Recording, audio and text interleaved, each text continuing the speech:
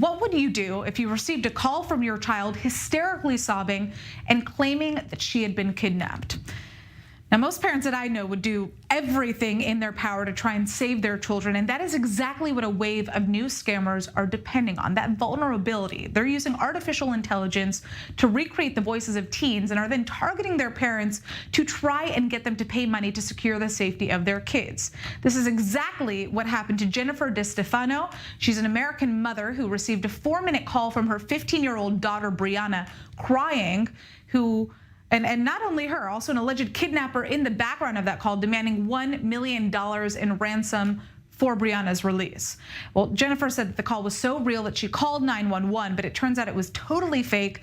Brianna was safe at a skiing training with friends. So what's going on here? I mean, luckily this family didn't lose any money over the scam, but Americans have lost $2.6 billion in similar incidents last year alone. And joining us to discuss this is James Ely. He's a chief operating officer at the Identity Theft Resource Center.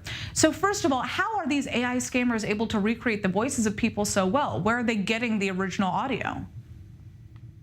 You know, this has been a problem we've seen coming for several years. We first saw this kind of deep fake emerge really about 3 years ago, and it was very difficult to do at the time, but it was getting easier. And then you saw apps appear in app stores that allow you to do celebrity voice cloning. And there was other kind of voice cloning. And now we've seen mainstream software operators, Microsoft and others, develop software that allows you to take just as little as 3 or 4 seconds of a person's voice and turn that into something that can be used to impersonate an individual. And it's actually very easy to do. It comes from a podcast. It can come from a voicemail. It can come from any audio source that has a person's voice. How common are these scams? Obviously, we just saw that big $2.6 billion number from last year in terms of the money that was scammed from people using phone calls like this. And we've heard about scams targeting grandparents, but not much about the role that artificial intelligence necessarily plays in this.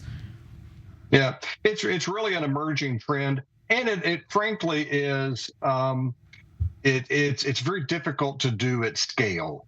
So, identity criminals and scam operators are all about how much money can they make, how quickly can they do it. So they're counting on people's reaction when they hear that voice. And historically, as you said, the grandparent scam, that's a very common scam. It's been around for decades. This is just a modern twist on it. And we're just at the very beginning of seeing it. Where that $2.6 billion figure comes from is not so much individuals being scammed as it is businesses. Right. Because the same thing is happening on the business side. And that's usually where someone is impersonating the CEO, the CFO, someone who has the authority to order payments to be made. And you're seeing large increases in those kinds of scams all around the world. Now, Geoffrey Hinton, a man who is kind of widely seen as the godfather of AI, has quit his job at Google. He's warning about the growing dangers of artificial intelligence. He says it's quite scary that we are losing control. We could lose complete control over these algorithms one day. How can you protect yourself from scams like this? This particular scam, it plays on your emotions.